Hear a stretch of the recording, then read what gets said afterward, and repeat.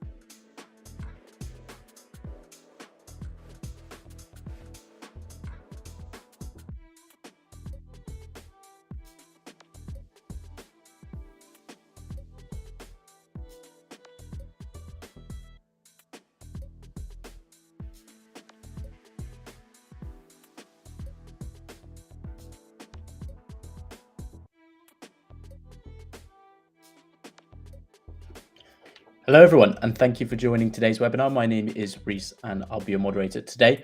We're going to kick off today's session in about a minute or so. We're just waiting so everyone has a chance to join.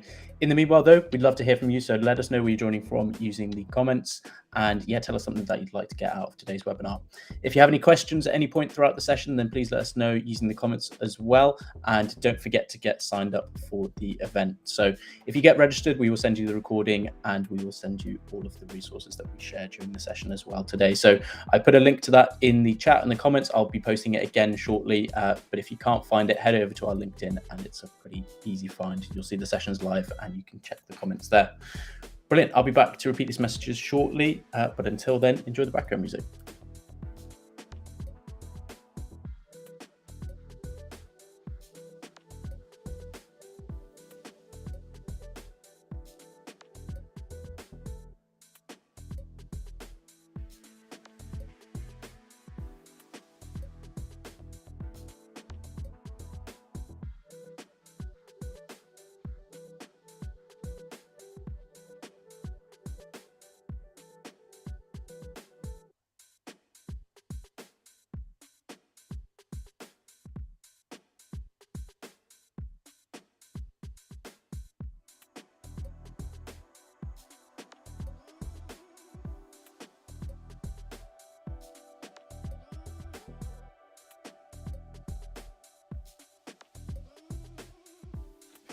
Hello, everyone, and thank you for joining today's webinar. My name is Reese, and I'll be your moderator today. We're going to kick off today's session almost immediately in a couple of seconds or so. We've just been waiting so everyone has had a chance to join. Let us know where you're joining from using the questions and, sorry, not the questions, the comments and the chat. And yeah, tell us something that you'd like to get out of today's webinar. If you haven't already, make sure you're registered for the event, and we will send you the recording and all the resources that we share as well. And if you have any questions at any point throughout the session, then please let us know using the chat or the comments, depending on what platform you're watching on. Brilliant. I think that's everything from me. So now I'll hand you over to your host for today's session, Richie. Richie, please take it away. Welcome to the webinar, everyone. This is Richie. Now, I spend a lot of time interviewing data experts, both in these webinars and on the Databrain podcast. And one of my favorite questions to ask is, what are the most important soft skills needed by data professionals? And almost everyone says communication skills. So this is something that every manager agrees on. You need to get good at communicating. And when you dig deeper into communication, a lot of good communication, particularly for knowledge sharing, is about storytelling. Because humans have been storytelling for thousands of years, and the fact that the technique is still around means it works. And all this is a long-winded way of saying that storytelling is a fundamental life skill, never mind in the context of work. And today we're covering data storytelling for financial services. And this sort of more niche part of storytelling provides some really interesting constraints on the kind of stories you can tell, because you've got technical language around data and finance, and then you've got some very particular audiences in financial services, and they have their own expectations and culture. So teaching us today is Nikki Cross, the Director of Data Science Solutions at Nova Credit. So Nikki has an incredibly fascinating job, because while she runs a data science team, she's also responsible for communicating what her team is doing to clients. That is to say, telling stories about data to financial services customers is her forte. And so I'm going to interview her and find out what she has to say. So first of all, welcome to the webinar, Nikki. Glad to have you here. Pleasure to be here. Thank you so much. Brilliant. So I'd like to dive in with a bit of motivation. So just to begin with, can you tell me why is communication so important? Why can't we just let the data speak for itself? Yeah, I think for a lot of folks, people think that, we've got all this data, like we'll share that and people will kind of figure it out on their own. And data without a story, it just isn't enough, right? So we've got to be able, as data practitioners, to provide those insights that are targeted to the need and to the audience, to their specific use case. I think there's this concept of like a data information knowledge wisdom pyramid. How do we keep kind of leveling up the information that we have in a world where there have infinite numbers available to us, infinite things that are all true, but most of them very, very irrelevant to the folks that we're talking to the work that they're doing. And so that's the beauty of kind of what we do. I say that's our job security in an AI and increasingly advanced world, is that we have to be able to actually take the amount of information, which is more than has ever existed in the history of the planet. We have to take that and we have to make it make sense. And so that ability to really think through what we care about, what the story is telling here, and what's going to be relevant to our audiences to keep them engaged, to allow them to do the work that they need to do using this information. That I think is the art of the work that we do as data practitioners. I think that's the practical outcome, and that's where we have to be able to get those partners to be able to really be effective in our work. Some great points there. So first of all, you mentioned this data information knowledge wisdom pyramid. I think we have a cheat sheet on that. Reese can perhaps share a link to that in the chat. But you also said that telling stories is about not telling people things that are irrelevant. And that's kind of an interesting negative framing, because you think, well, okay, it's about trying to tell people things that are relevant, but also like not telling stuff and editing yourself down. That's also like a really useful skill. Maybe we can get that into that more in a moment. But before we get to how you tell good stories, I'd like to talk about like what can go wrong first. So can you tell me like what you think is the biggest mistake in communicating with data? I had a former boss who was he's a very colorful character. And one of the things that he would complain about when we were doing presentations, we were on the vendor side at that point in time, we would do, or if we were there for somebody else's discussion or things like that, it was the style that he called show up and throw up. And it was, I'm going to take whatever it is I know, I'm going to give it to you. I'm going to dump it on you. It doesn't matter if you are a big bank. It doesn't matter if you're a 3-person startup. It doesn't matter if you have a PhD in data. It doesn't matter if you have a high school diploma. I'm going to tell you the exact same thing in the exact same way. And I'm just going to vomit everything that I know onto you. And then I'm going to like walk away from this. And it's the absolute kind of worst way to do that, because all you're doing is, again, you're just giving data, you're giving numbers, you're giving whatever it is that you have brought with you in your case of tools today. And none of that is necessarily relevant, or it's not relevant to your specific audience in the way that it needs to be. And so that's a thing that I always kind of keep with me. It's a joke that I laugh about sometimes when I'm at a conference or in a presentation and you're like, aha, we have found ourselves in a show up and throw up situation. So you're giving this audience information, but you're not telling the story. You're not customizing what you're talking about. And again, these things could be, they're probably factually correct, but they're not getting to the right end result. And so when we think about it, like those times that you've been in a presentation or you've been talking to somebody, you have this screen full of numbers and you find yourself, your eyes, because you're a data person and that's what you do, right? You go to these numbers and you're trying to figure out the pattern that they're talking about. You realize they haven't given you the units. So now you're trying to figure out exactly what they're looking at, what they're referencing here. Something's mislabeled. So I get distracted by the fact that this was the label from 2 slides ago. When they copied and pasted the slide, they didn't update it. All of those sorts of things take you out of that moment, and they take you out of the thing that that presenter should be guiding you towards, right?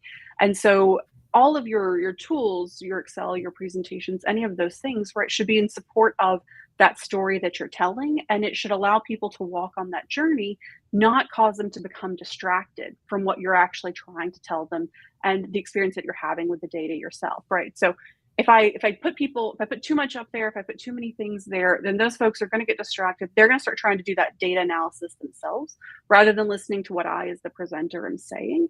And so I think that biggest mistake is allowing the data to hijack the story and the explanation you're trying to give about what that data is actually telling us.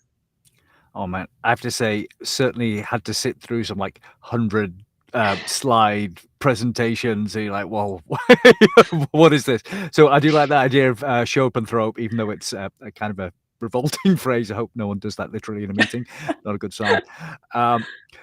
So you talked about not tailoring things to an audience there. So you said like your boss, he was talking about giving the same presentation to a big bank as to a 3-person startup. Just in financial services, can you just give me an idea of like who the different audiences are that you're speaking to? Yeah, I think there's a couple of different audiences that, at least for my role primarily, that I look at. So if I think about, and I use this definitely to tailor kind of the message that I'm giving as well, because I want to make sure I do the things that matter to them, right? So part of the audience scope that I have are other data practitioners. So for those folks in the work that we currently do, I'm generally justifying, I'm explaining a model, I'm helping them understand what we've built, what we're leveraging. And for them, it's a lot of, do I believe the data behind this, right? So I'm probably going to have things like KS and Gini statistics. I'm going to have lift charts. I'm going to have maybe a heat map of the performance of this model and the work that we're doing there. So with a data audience, I'm often grounding them on the contents. And then I'm going to take those folks and then I'm going to help them believe in the power and the efficacy of the solution that I'm proposing. So I often view that data science team, leads in data. Those are probably where I'm proving myself and proving the value of what we have brought to the table, what we're trying to get them to leverage here. If my primary audience is a business team, so these are the folks who are creating the strategies, who are not just evaluating our work, but they are then going to leverage it in their decisioning. In particular, I work with a lot of lenders currently.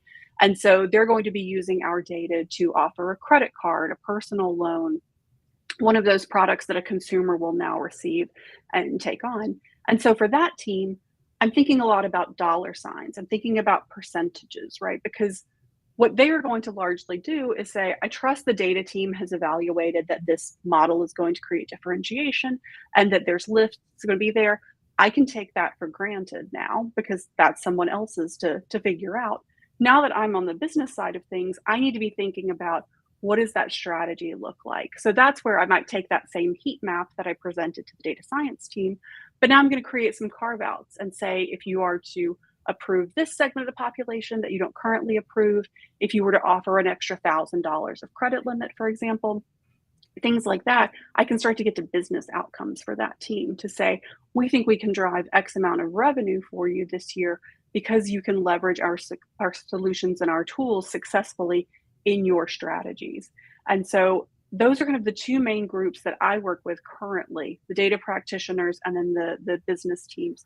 But there are certainly many, many other audiences, right? I do a lot of discussions internally, helping support our own team as they are getting educated in the credit space, in the work that we do. And so there's a bit of a different lens that we use there as well. Something like this, right, where it's largely going to be, Richie and I interacting, and we've got folks who'll be dropping questions in the comments and things like that.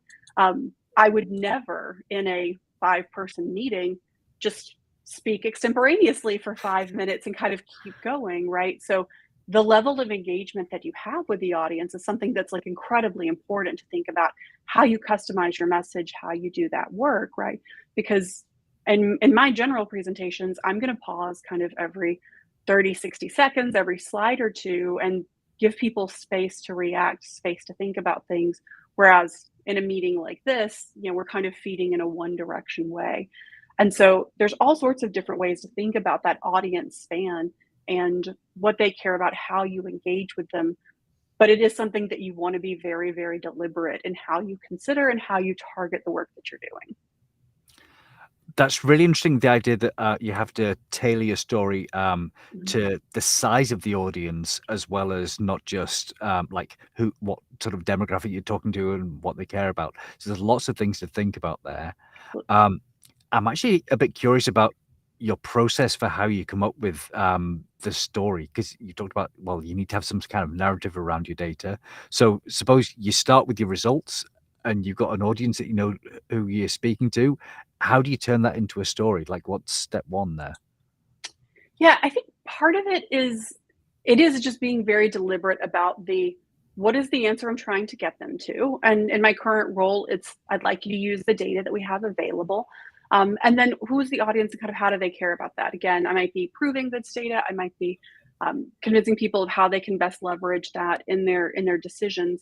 And then you start to walk through having gotten to that answer and knowing what that looks like and what they care about. And I always say that that's the most important thing to be thinking about is, what does that audience care about? Because there are many great salespeople in the world.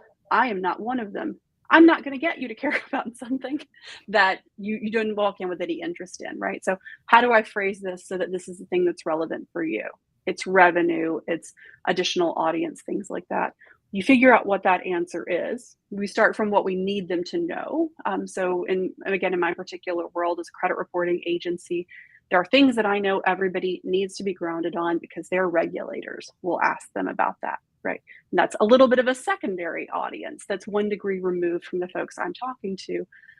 But I have to lay a foundation that ticks all of these boxes so that they will immediately, as table stakes, feel comfortable that we have done our due diligence, that we meet the needs there with our data. And then we evolve from there to getting to the steps that they need to understand to be able to do their work. And I use that word steps very, very deliberately.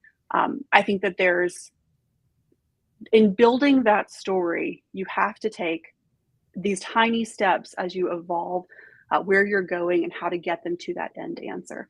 So I laugh sometimes. I had this particularly very bad professor in college who I did my undergraduate in mathematics. And so a lot of proofs for those 4 years of undergrad. And he had this really infuriating habit of doing 2 whiteboards full of proofs. And then you get to someplace interesting. And then he says, it is trivial, and gets to the end.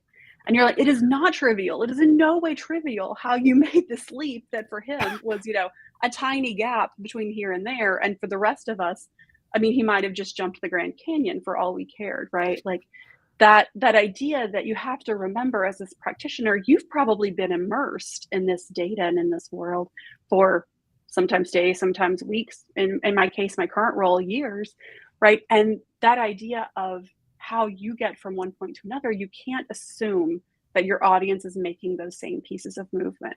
And so I will always, always defer in a slide presentation or in any sort of a discussion there. Take these small steps and look, pay attention to the audience. Look at them. Are folks nodding? Are they kind of like, yep, I get it, right? And it's that, keep them nodding with you. And I literally say to my clients, if I do my job right in the next hour, I was like, a lot of what you will tell me is, yep, makes sense. Let's keep going. And that's a sign that they have followed where we are, that we're continuing along that progress. And so I'll always say, right, like do more slides that do one thing well on every single slide, and then use that to walk. You can speed up through those. You can skip a slide if you want. But if you've got 4 steps that you've taken on a slide and you lose your audience in that space, it's really difficult to recover them later. It's difficult to kind of handle that in the moment, as you then have to take yourself out of storytelling mode and really dive in and try to walk them through an analysis point at that time, which is a very different experience for them, for you. And so I think that figuring out that right version of this. So I'm from the Southern US, and we are, I think, by default kind of storytelling people. And so figuring out that right cadence. A lot of people like to use the hero's journey. That's a really well-defined concept of storytelling, certainly. But figuring out those building blocks that make sense for your data, for your outcome, incredibly, incredibly important. And then take those little bite-sized pieces. Again, allowing that audience to be along the journey with you, to say, yep, I get it, is really, really important to being successful. And you'd rather them thoroughly understand everything than kind of challenge them in that moment to make a leap that maybe they're not comfortable with. Maybe they just haven't gotten there yet. I have to say, I've definitely been there with that math professor just going, oh, this is trivial, and then lost. Maybe it's a thing common to math professors, but I suspect it's broader than that. And no offense to any math professors in the audience today, but please don't do that to your students. It's so painful. No, I think it's a very real point that it's much better to go a bit too slowly and have people sort of go, well, yeah, I know all this is too obvious, than the other direction when you just, everyone gets stuck and they lose interest. Yeah, because I think the thing is, if we think about it from a psychology, and I'll always say, not that psychology isn't a science, but I say like data science is a balance of the true science and the work that you're doing there and the psychology of bringing an audience along with you, right? You can't separate the data from the people, or you're not going to have a cohesive message and a cohesive experience for them. And when you think about that, right, if someone is saying, yep, I get it, they might think I'm moving a little bit too slowly, but they believe what I'm saying. And if I, at some point in time, make this leap that they're not expecting, especially, again, I'm currently on the vendor side, I'm working with a lender or somebody who's in the credit space, that opens up the opportunity for them to say, is she hiding something? And that's the last thing that I want when someone is a partner and we're trying to help them understand how to best use our data. If I go too fast, then it opens up a lot of surface area of what aren't we talking about, right? And why aren't we talking about it? And we work in international credit data. There are a million questions that people have about the sorts of work that we do, the bureaus that we partner with, all of these things. And so I have to be able to build that trust. And that's one of the key ways to say, yes, I trust that she's thought about this, that she's done the work that she needs to. And I'm not creating that opportunity for someone to question, are we not paying attention to other things in the same way that now I wasn't paying attention to your experience of getting from point A to point B in this conversation. Really? So a lot of this is about good communication is going to help with trust with whoever you're talking to. And if you don't communicate well, then they're not going to trust you, and probably that's everything out the window then. Yeah, hugely important. And I'll take one step back just to level set the audience on part of the thing that Nova Credit is best known for is transporting international credit data, right? So if someone has moved to the US from Nigeria, for example, we can help them pull their Nigerian credit history and use it with a US lender. Somebody moves from the US to Canada, we can help them do the same thing and then take that information. And so that puts that lender in a position of needing to trust us as a representative of about 20 credit bureaus internationally currently, right? And so that's a big level of trust in a place where they're accustomed to, in most countries, working with 2 or 3 credit bureaus that they have known and have vetted over years, decades, right? Now they have to say, I trust you on behalf of all these places, all this data I don't understand, all of these companies I'm not familiar with, right? And so, not to plug the company that I work for, but to give a little bit of the context on how they have to trust us, because we really are taking a relationship that's so core to being a lender, to the business that they've done, to all that they have established in this time, and saying, we're going to be your ambassador, we're going to be your data translator from these quite literally foreign data stores and pieces, and we're going to make this something that you understand, that you can leverage. And so if they don't trust us in the work that we're doing to get from these other data stores,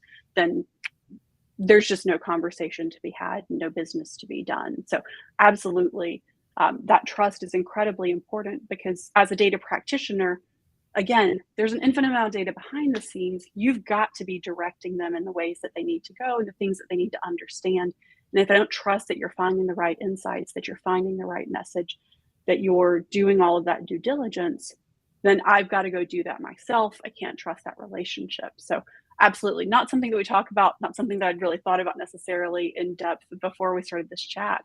But it is incredibly important to the reason that we need to do storytelling and cover those bases. Absolutely.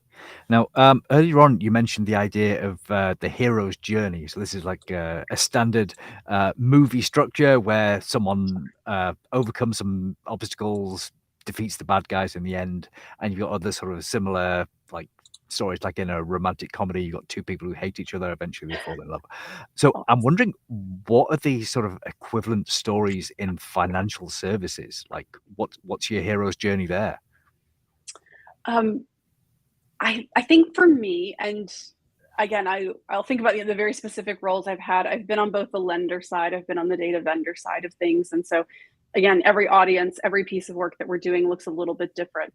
But often for the storytelling that I do currently, there's a layer of setting the stage. So that's when I'm going to tell you how many records we have, how many of those people went delinquent and didn't pay back, what kind of data we had available, right? There's an education, and also one step back, a lot of these presentations, while we're doing them live, that presentation is going to be shared to other people within the organization that I'm not going to be part of voiceover.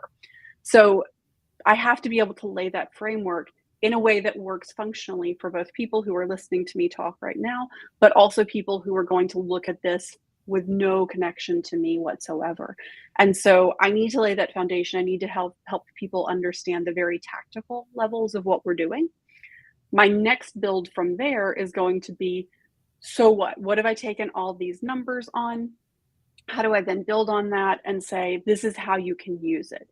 And so that's where we start to think about the KS, the Genies, the lift charts, to show that this model is better than that statistical model, or in addition to the model that you're currently using, this is how you can add the work that we're doing. And so it's taking that raw data, and we're now kind of leveling that up to a discussion of how that performs from, again, a very statistical perspective, and an understanding of the efficacy of that work now that we're looking at it in a multivariate solution. I take from there, and then that's when I get into the business strategy side of things. So it's like, okay, if I've convinced you that we did reasonable things with the data, I'm now convinced you that the thing that comes out of it is also very reasonable, you understand, and it's intuitive. So what do you do with that? And that's the peak of the hero's journey for me, is to say, now that you've taken this model and you believe me that it's real and it works, then how can you change your strategies? How can you lend more money? How can you decline people that you might have otherwise not approved?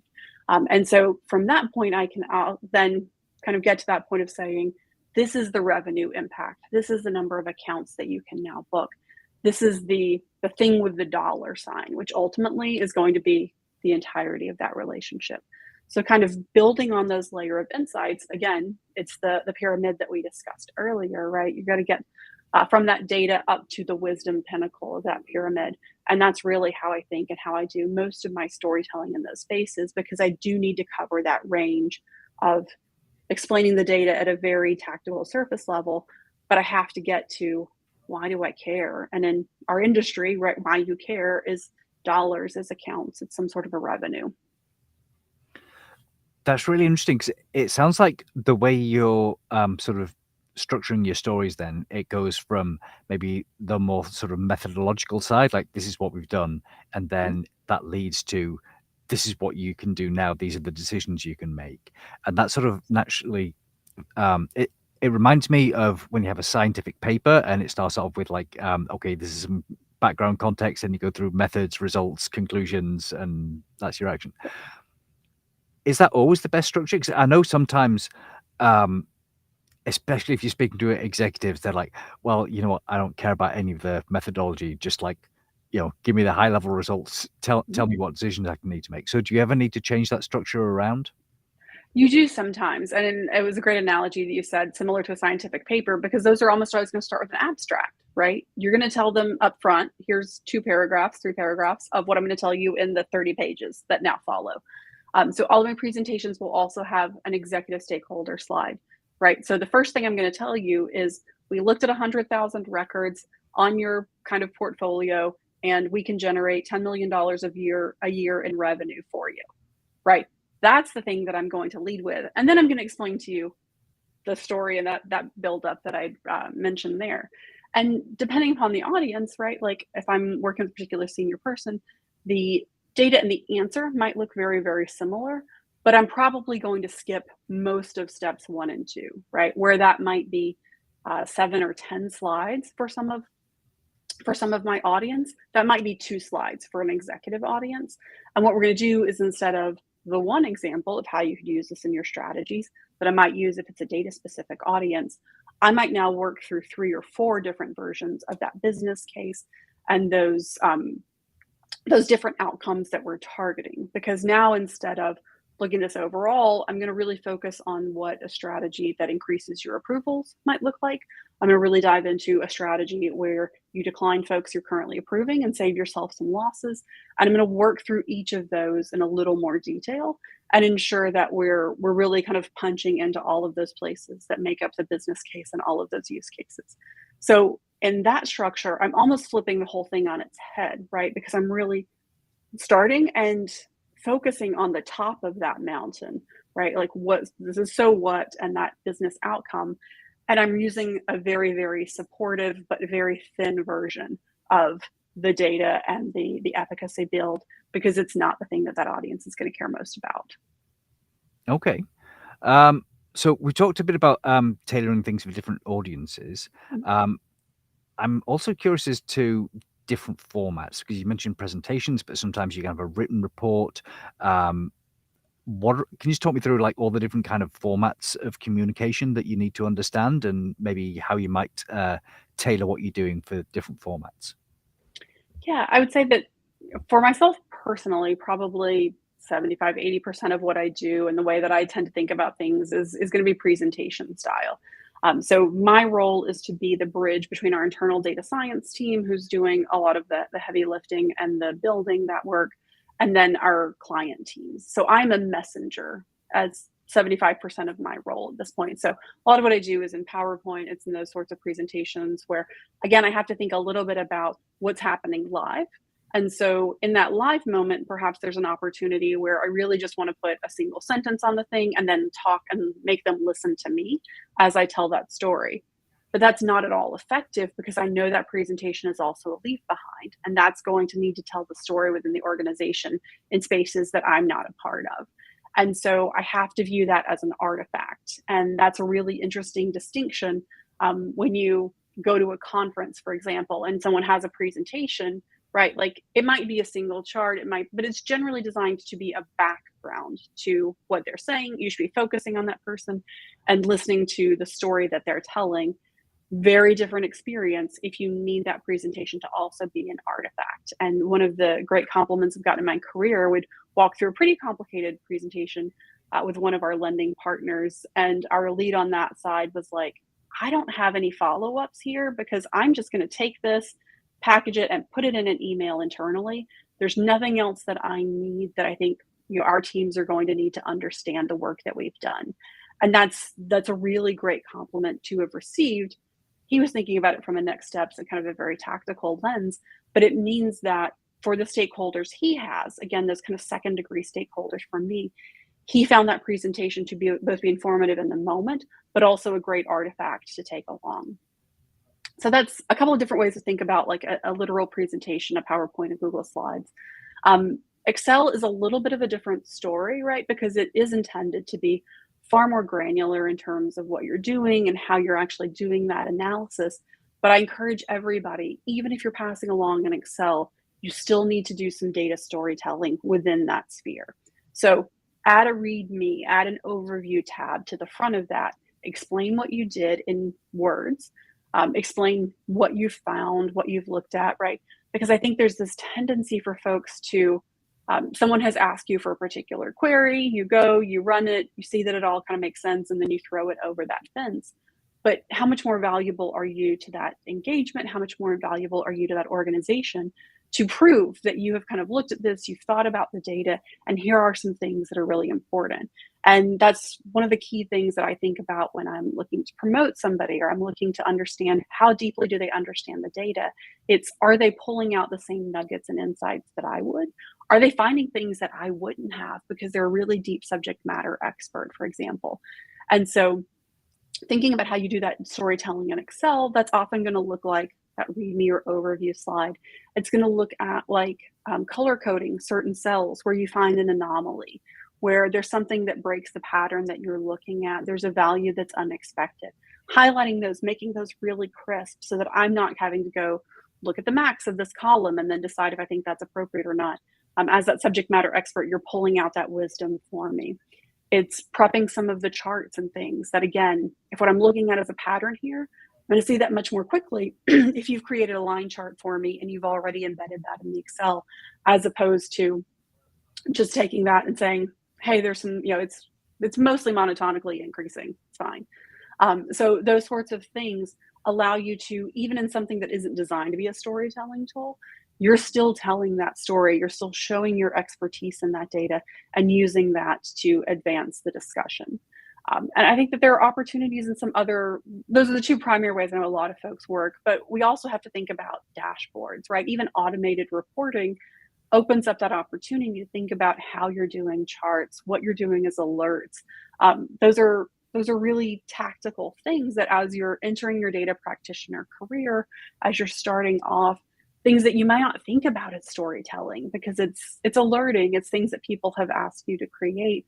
But there's a beauty to the way that you do that, to what are they, was just having a conversation last week about what's the first chart I'm going to show on this dashboard.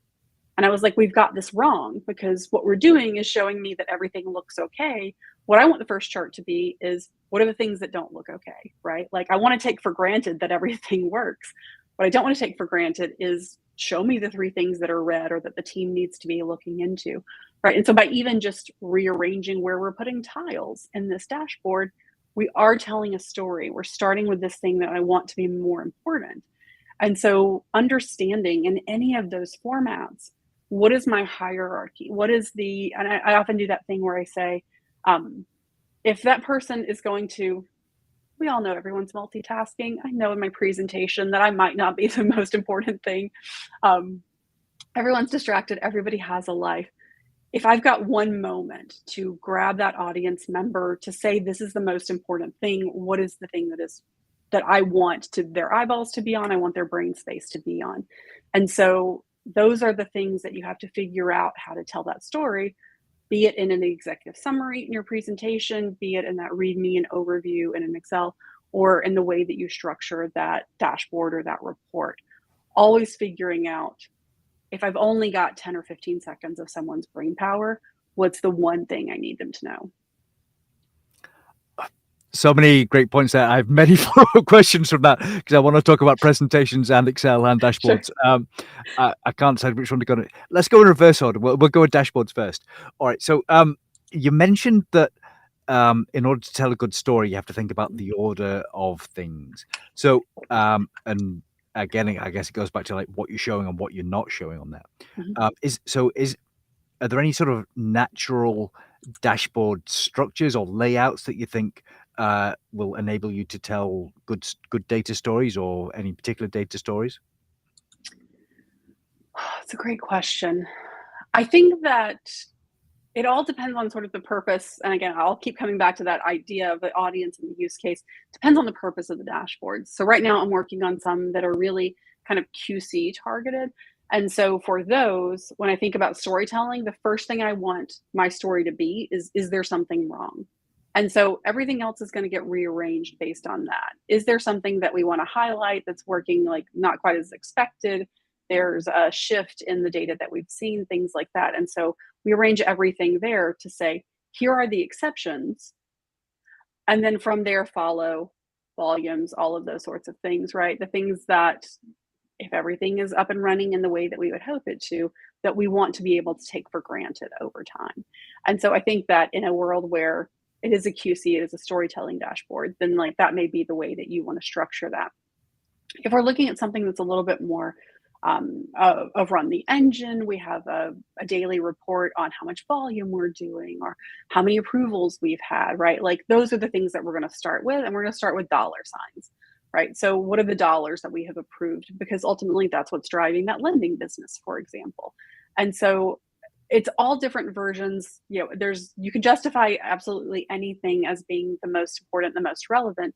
And it is because the ultimate thing that we want people to care about, the thing that we want our audience to think about is going to differ based on all of the goals that we have there and the thing that matters most for the audience that we're looking at. I think that's there's not a set answer, but the answer is think really deeply about who's going to be looking at this, how they're looking at it, how much time they're going to spend on it. And you'll find very different answers for the ideal setup for a daily thing that might go out to your entire company versus a monthly overview that goes out to only data practitioners. That's interesting. So again, it's back to tailoring the audience. One thing I'm curious about with dashboards, and I suppose this applies to Excel as well, is that people are going to be looking at this without you being present to actually sort of physically tell the story sometimes. Sure. And so do you have any advice for how to make sure they're getting the right story, even if you're not there? Yeah, I think that voiceover and how you figure out to tell the story in your absence, I think is really important. And so again, in Excel, it's a README, it's an overview, it's in the way that you've kind of structured that. In a dashboard, it's how you do those alerts. So is there a specific thing that then triggers an email to a certain audience? Is this that people are checking in and there's something that you can kind of post to the dashboard there? So you find those opportunities within the format that makes the most sense to then be able to engage that audience, to feed that information to them, to say, hey, here are some things that you need to think about. Here are some things that might be really important to you. And I think there's a bit of a thing, I'll say, like one of my big pet peeves, and it's a controversial stance to take as someone who has spent 20 years in financial services as a data practitioner, is that often the problem is too many numbers. So I think that there are, like, I will forever drives me crazy when someone has a y-axis on a chart that has 0.00 for every single thing, right? So somewhere in your Excel, you've got something out to 2 digits. It doesn't matter for this axis, and that's what has default gotten pulled in. And you've created this clutter in your visual because you have just allowed the default to kind of happen. You've got data labels where what you really care about is a trend, and is this going up or down, things like that. And so there is a very specific piece of your storytelling that involves not letting the default things happen in the format that you have chosen, right? How do you remove some of that clutter, be it data, be it visual, and any of those tools, so that someone is actually focused on the trend that you want them to think about and the slope of that line, as opposed to you have put 17 labels for each of the values in those months, when I don't necessarily care about that, right? I think about sometimes we'll do something as an index. So how much better is this than some baseline? I might not care about the values, the absolute values for either of those two series of data. What I care about is line A higher or lower than line B, right? And again, you're removing some of that thought from the audience in those ways. And you're telling a story by saying, you don't need to know what the loss level was this month.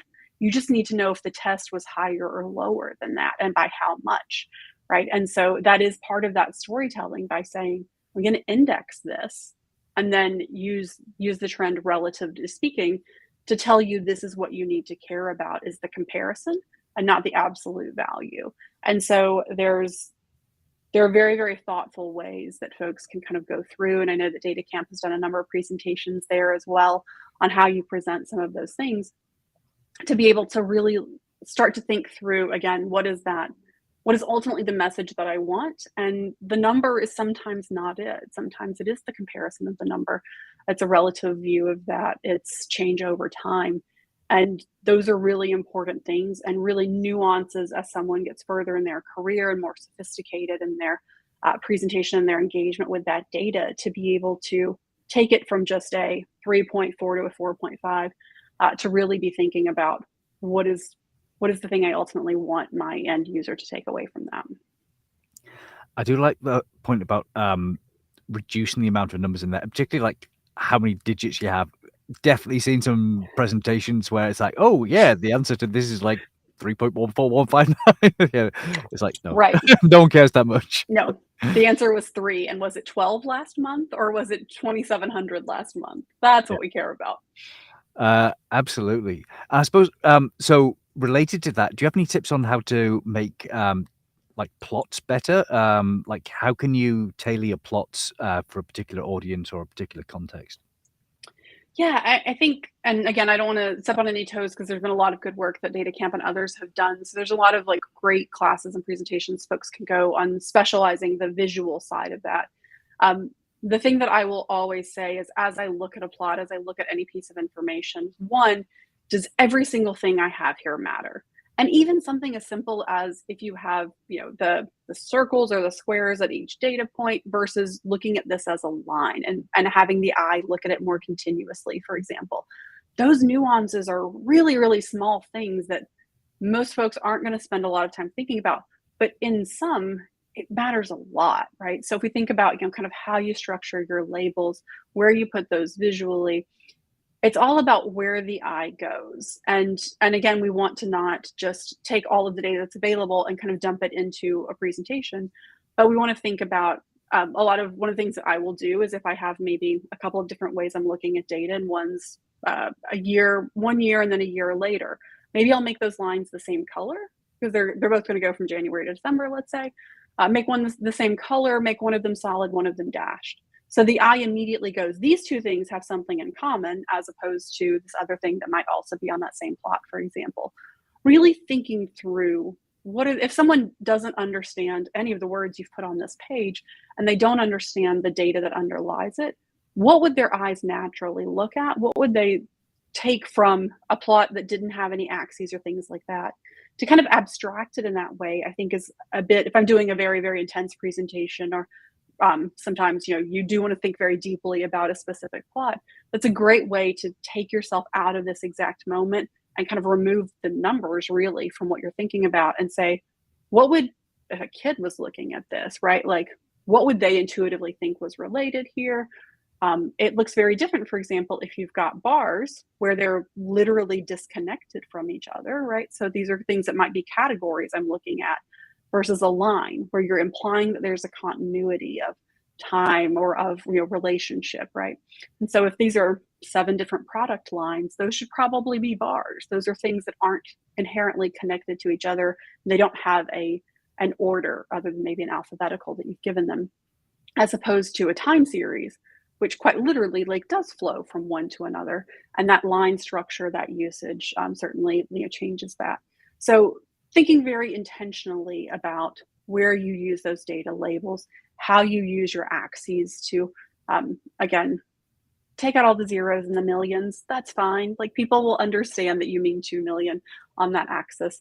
But looking at literally every digit, every piece of information that you have put on this chart and saying, is this valuable? Because what ultimately you want those visuals, those plots to do is to be as intuitive to your end user as possible.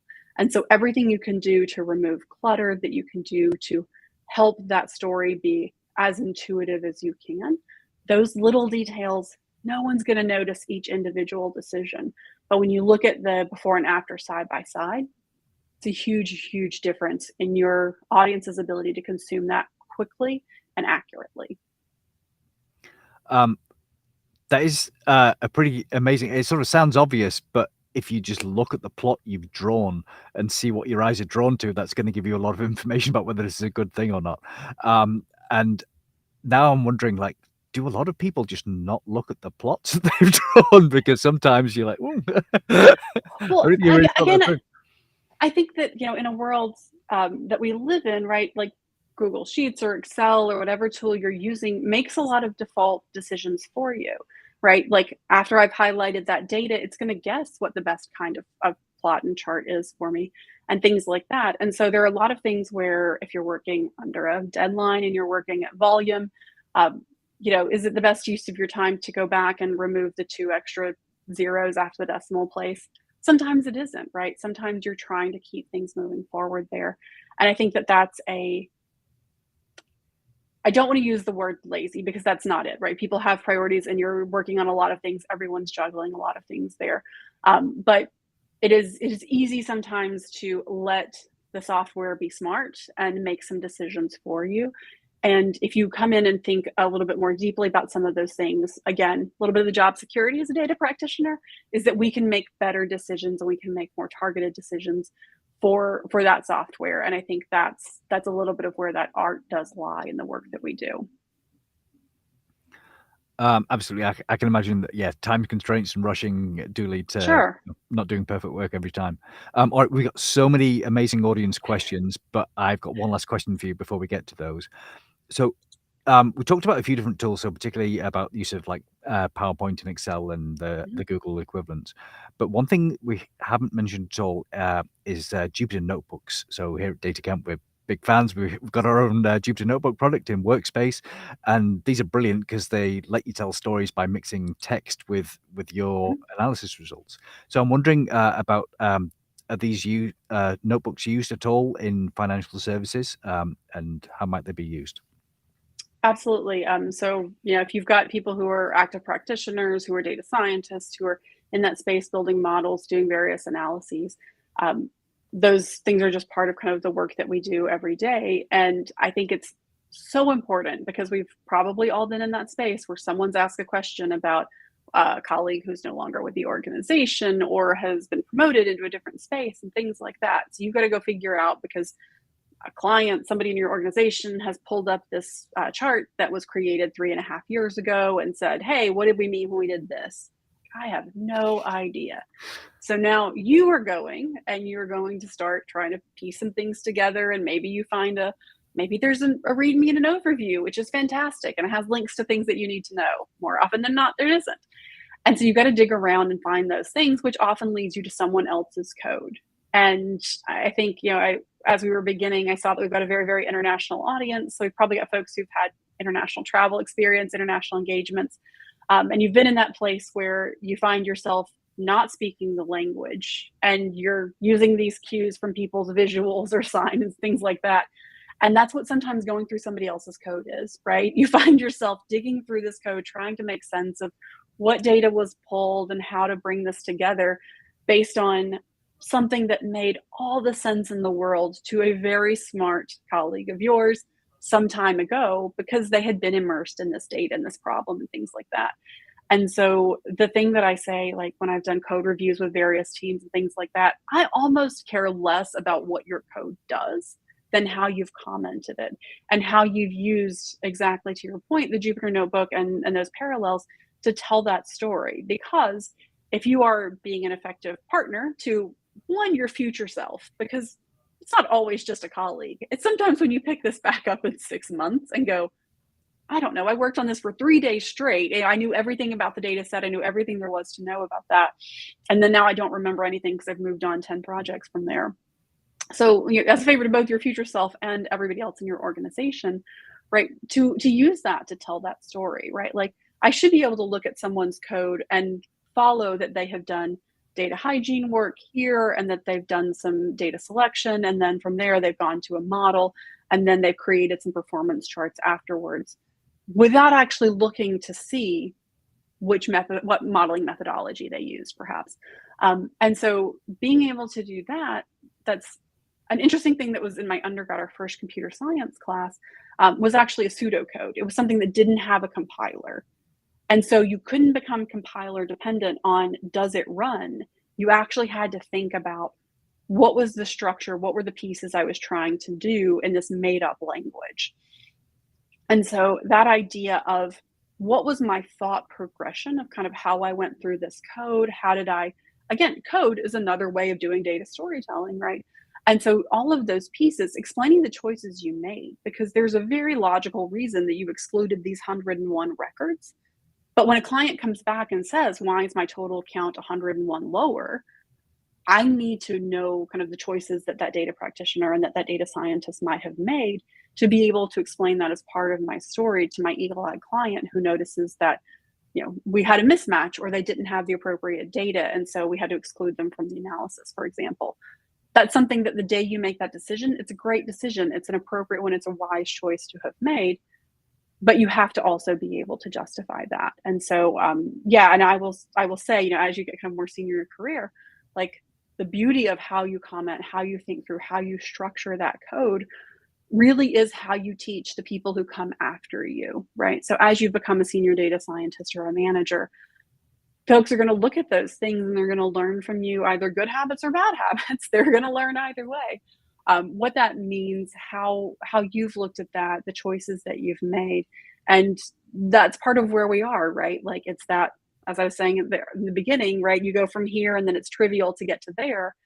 It's not trivial to anybody else who isn't in that moment. And so you've got to use that format, in this case, a Jupyter notebook, to help everybody else who isn't in your moment in that day understand exactly kind of those choices you've made.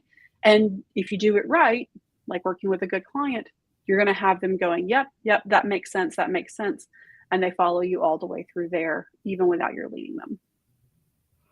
Absolutely. I'm glad that notebooks are used. And certainly I find that future me is always stupid and doesn't remember what I've done. And having some good comments there and a bit of narrative is very helpful.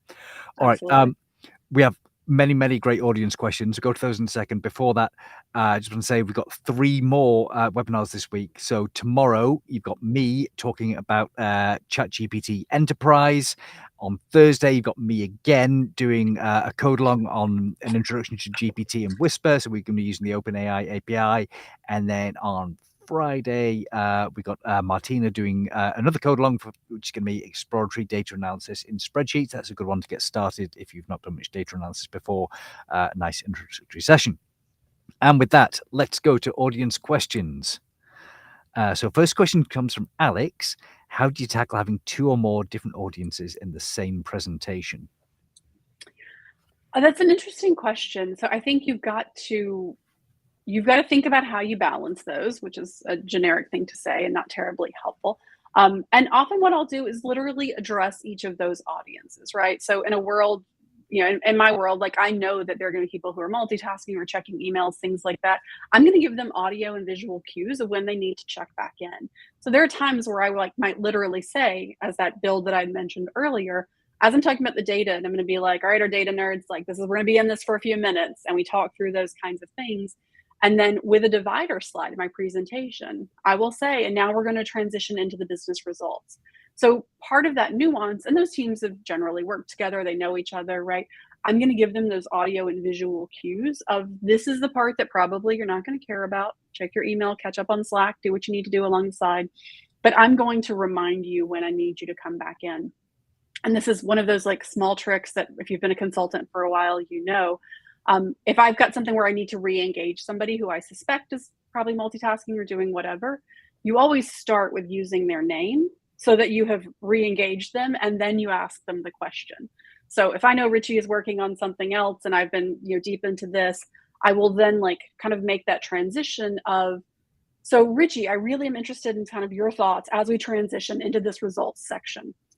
And so I have, rather than asking his name at the end, where he's now missed whatever I said, now he's embarrassed and he's having to say, oh, I'm sorry, I was multitasking, could you repeat that? Just leading with somebody's name, you bait them back in, you warn them. Your coworkers will love it because they appreciate the fact that you make them not look silly or distracted. But even something as simple as that is to say, all right, for the business team, we're going to jump back in. We're going to look at some of these examples. And so you cue them back in that, and you give them that permission to say, I know that there are parts of this. I might lead when I give the agenda early on. I'm going to need you to bear with me through these couple of things. We're going to focus here for a bit, and then we'll make that transition. So as part of your storytelling, if you think about your presentation with an agenda slide, with some sort of an index where you cue for people, acknowledge that there are multiple audiences that you're engaging, and then help them understand where they need to be and where they are going to have a little more permission and leeway to be distracted. I think you kind of handhold each of them in a specific way. Feeling very glad I was concentrated there because I'm getting called out. I wasn't multitasking, honest. No.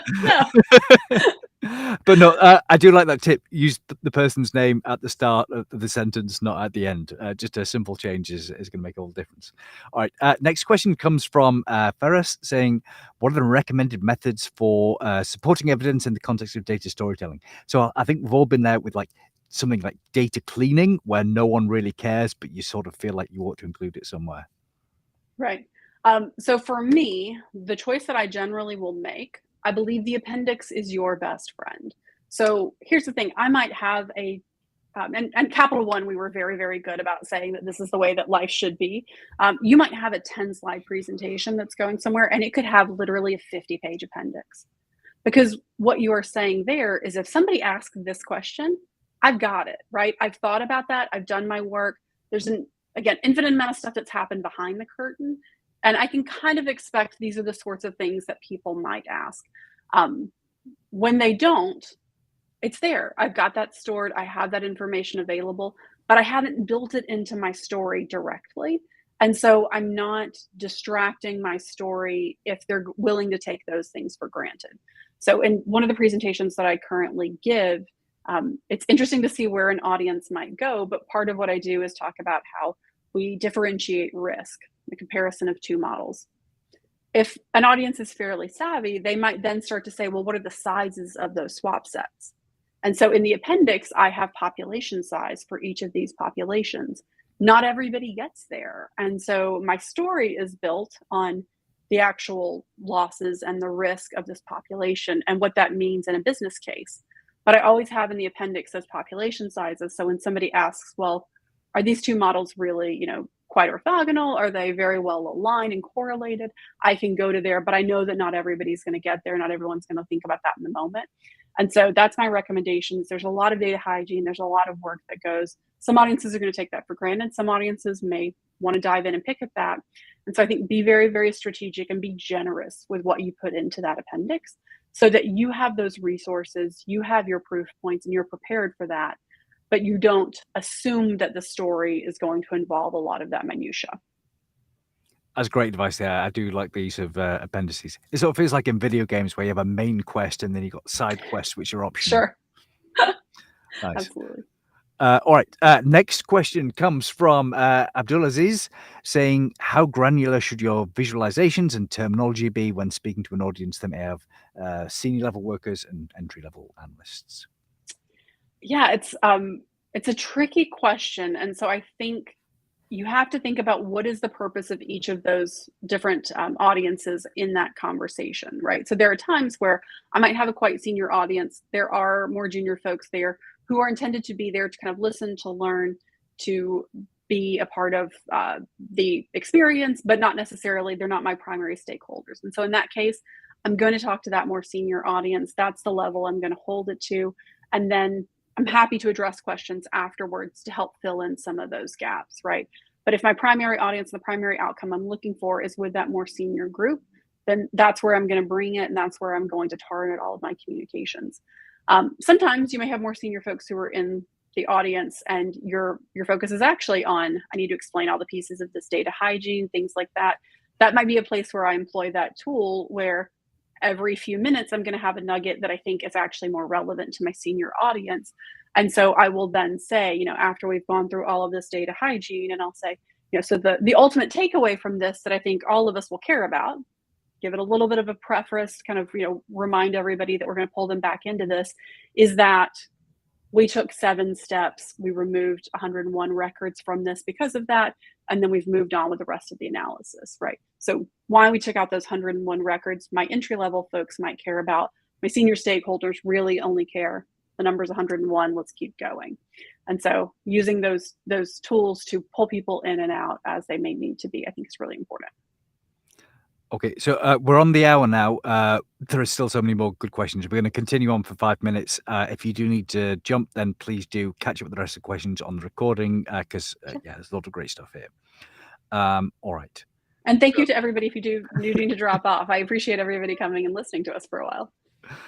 Absolutely. So this one comes from Harinivas saying, what are the key elements of a compelling data story in the context of financial services? So I think we covered some of this, but do you want to elaborate? Yeah, I mean, I think it does depend on the audience, and I know I beat that drum a lot, but I think it's really, really important. Ultimately, I think that there is proof and there's foundational buy-in for the data, the methodology, the techniques that you've used, because in my spaces in financial services, there's a bit of an assumption that everyone is somewhat data savvy, right? Everyone grew up in Excel, everybody grew up doing this work.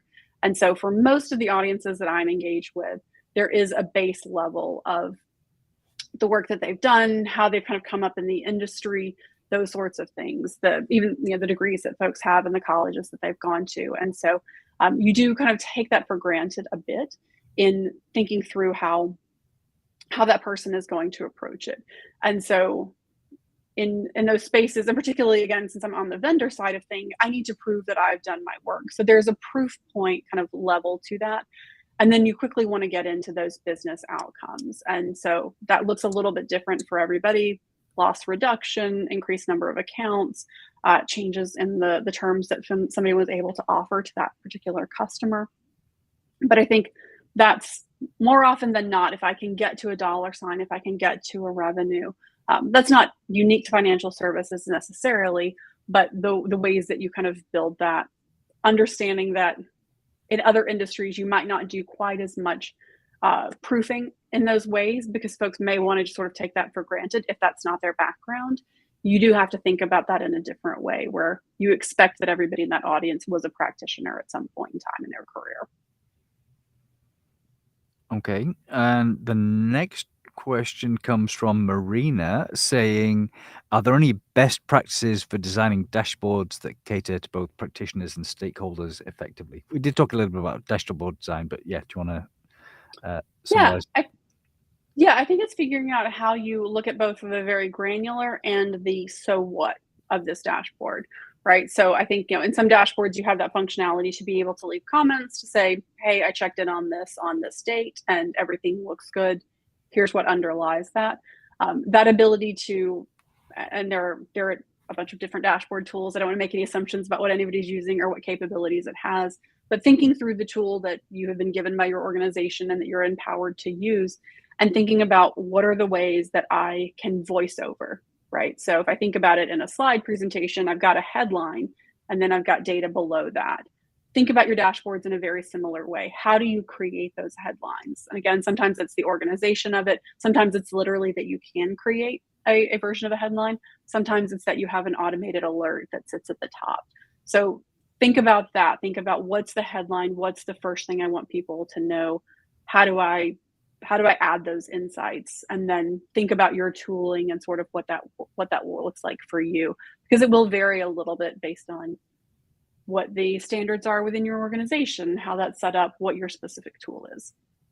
Gosh, it does seem like the answer is always coming back to you need to think about what does your audience care about most and then make sure that's the first thing they see.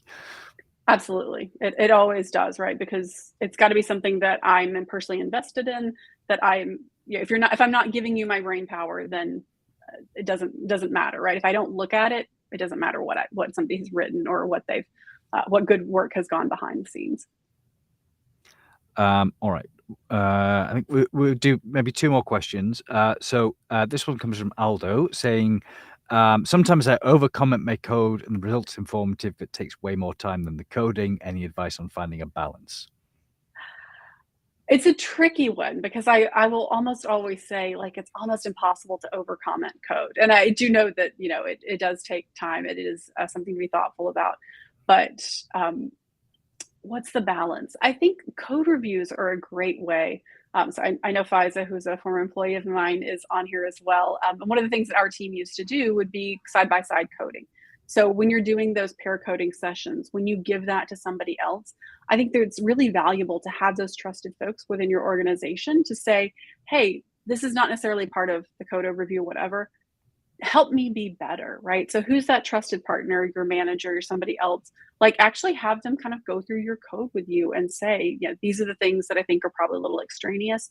And I think that partnership, having the right mentor, having a trusted peer, those things are incredibly valuable. And so we could kind of come up with some rules of thumb and things like that. The reality is your space, your code is going to look different, and what's needed for the next generation, the next person who picks that up, those are going to look very different. So I would say seek out that person, seek out that mentor, that person who, will say, hey, like, let's just spend an hour and kind of walk through this.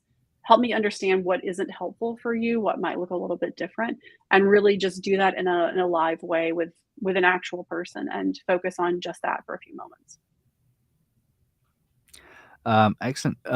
And the last question is, so we kind of missed a bit on talking about different plot types. So there's another one from Haravina saying, are there any specific data viz techniques that work particularly well in financial data storytelling? Now, I know at DataCamp, like, I went through our dashboards, like almost everything we do is like, it's a time series plot or a bar plot. And that's like almost everything we do from the business perspective.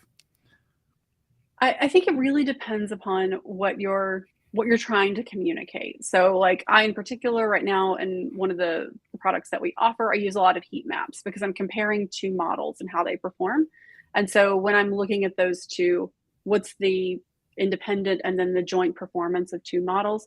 Heat map is a really effective visual tool to be able to use, to be able to, again, draw the eye to an instinctual, this is a diagonal instead of a vertical or a horizontal. Oops, wrong hand gestures, but a horizontal or a vertical view of these things, right? And so I think that there's, when we think about like financial services, there are specific outcomes that people care about that may be different than other industries, but ultimately the advice will always be the same, which is, what is the ultimate story that you're trying to tell, and how do you kind of lead your folks there? So again, if there weren't axes, if there weren't words on this, what would my eye tell me about this particular plot? That continuity or columns that are disjointed, the heat map and the coloring that we're looking at there, all of those things then start to allow your audience to take certain things for granted, to trust their instincts on that, as opposed to getting into those numbers individually. And so I think it's not necessarily specific to financial services. It is just part of kind of how you tell a very intuitive data story. Excellent. And I have to say, heat maps are one of those underrated kind of visualizations. So underrated. Yeah. Good stuff. Yeah, absolutely. All right, brilliant. We shall wrap up there. So thank you so much, Nikki. I felt like we could have carried on talking about this for hours. It's just such an interesting topic. Thank you to Reese for moderating. Thank you to everyone who asked a question. Sorry we didn't get to all the audience questions there. You had some great ideas. And thank you to everyone who showed up. I hope to see you again tomorrow, Thursday, Friday, and in future events. We've got the Radar conference coming up on September the 28th as well. We've got lots of amazing speakers for that. So please do go to the DataCamp site and register for that. See you all again in future.